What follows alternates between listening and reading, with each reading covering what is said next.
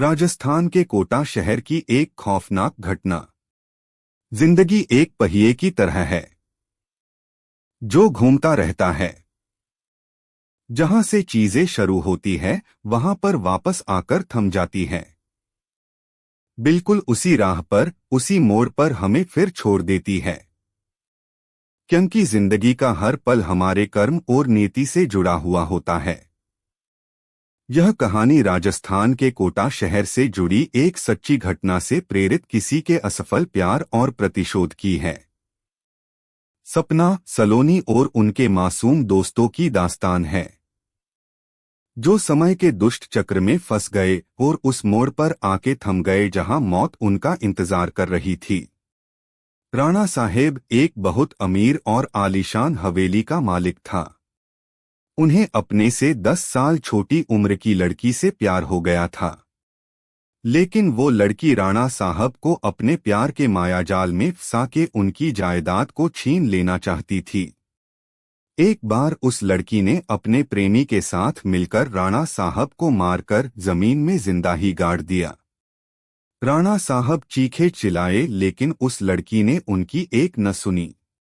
बाद में राणा साहब में मरते मरते श्राप दिया कि मैं किसी को नहीं छोड़ूंगा, हर प्रेमी को मार दूंगा। जिस तरह मेरे साथ धोखा हुआ है, मैं हर प्रेमी को मिटा दूंगा, मैं सबको मिट्टी में मिला दूंगा। और राणा साहब की मौत हो गई।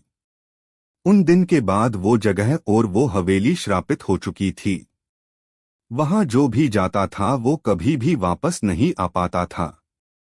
आज भी राणा साहब की प्रेतात्मा वहां घूमती रहती है। कुछ दिनों के बाद उस हवेली पर एक प्रेमी कपल सपना और रजत वहां पर घूमने के लिए आए। उन दोनों की सगाई हो चुकी थी, लेकिन शादी करनी बाकी थी। सपना अपने घर में किसी को कुछ बताए बिना रजत के साथ आई थी। सपना और रजत मजाक मस्ती में उस जगह पहुंच गए जहां पर राणा साहब जो जिंदा दफन कर दिया था।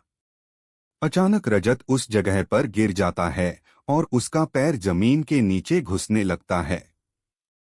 यह देखकर सपना डर जाती है और मदद के लिए चीखने चिल्लाने लगती है, लेकिन कोई भी उसकी आवाज नहीं सुन पाता है। सपना जब उस हवेली में मदद के लिए जाती है तो वही उसे किसी के होने का आभास होता है। उसी वक्त तुरंत सपना गिर जाती है और कोई उसका पैर पकड़कर उसी जगह पर खींच कर ले जाता है जहां राणा साहब और रजत दफन हुए थे।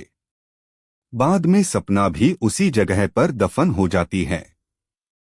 कुछ दिन बाद जब सपना अपने घर नहीं पहुंचती है, तब उसकी बहन सलोनी अपने पति समीर और कुछ मित्रों के साथ उसे ढूंढते ढूंढते उस हवेली पर पहुंच जाते हैं।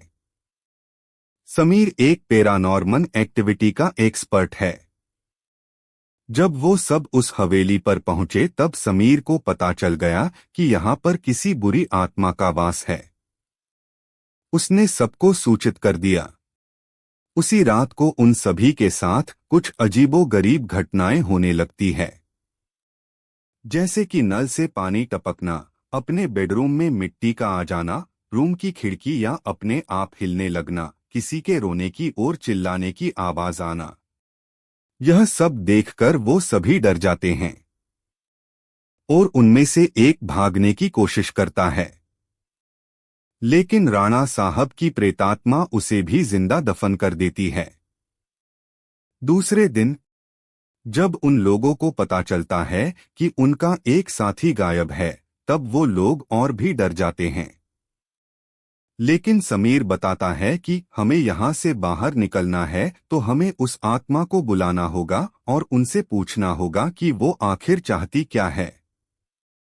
डर के मारे सभी लोगों ने समीर की बात मान ली और आत्मा को बुलाने के लिए तैयार हो गई। समीर ने एक रूम में सभी तैयारियां कर ली और बताया कि जब तक हम आत्मा से पूरी जानकारी नहीं जान लेते तब तक कोई इस रूम से बाहर नहीं जाएगा, और कुछ भी हो जाए कोई किसी का हाथ नहीं छोड़ेगा। समीर ने तंत्र मंत्र से आत्मा को बुलाना शुरू कर दिया। कुछ ही देर में तेज पवन और बिजली के साथ राणा साहब की आत्मा उस रूम में आ गई। समीर ने उस आत्मा से बात की, आखिर तुम चाहते क्या हो? तुम लोगों को क्यों मार रहे हो? कौन हो तुम? राणा साहब की आत्मा ने कहा, निकल जाओ यहाँ से, मैं किसी को भी नहीं छोड़ूंगा, सब मारे जाएंगे, जो भी यहाँ आएगा उन सबको मार दूंगा। इतना कहकर वो आत्मा चली गई। उन लोगों ने बाद में सपना की आत्मा को बुलाया और पूछा, आखिर उसके साथ हुआ क्या? सपना की आत्मा ने उन सभी को सारी हकीकत बता दी और बोली, मुझे राणा साहब ने जमीन के नीचे दफन कर दिया है, प्लीज मुझे यहाँ से निकालो।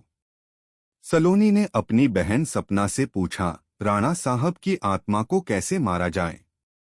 सपना ने बताया कि जहां राणा साहब ने हम सबको दफनाया है, वहां पास में माताजी का त्रिशूल है।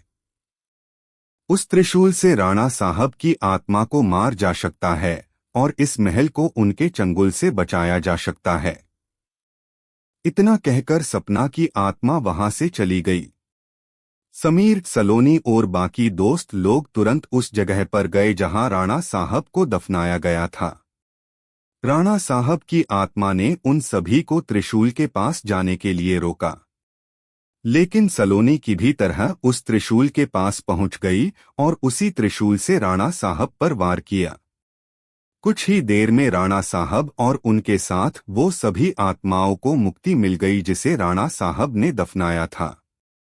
दोस्तों, आपको यह कहानी कैसी लगी प्लीज हमें कमेंट करके जरूर बताएं।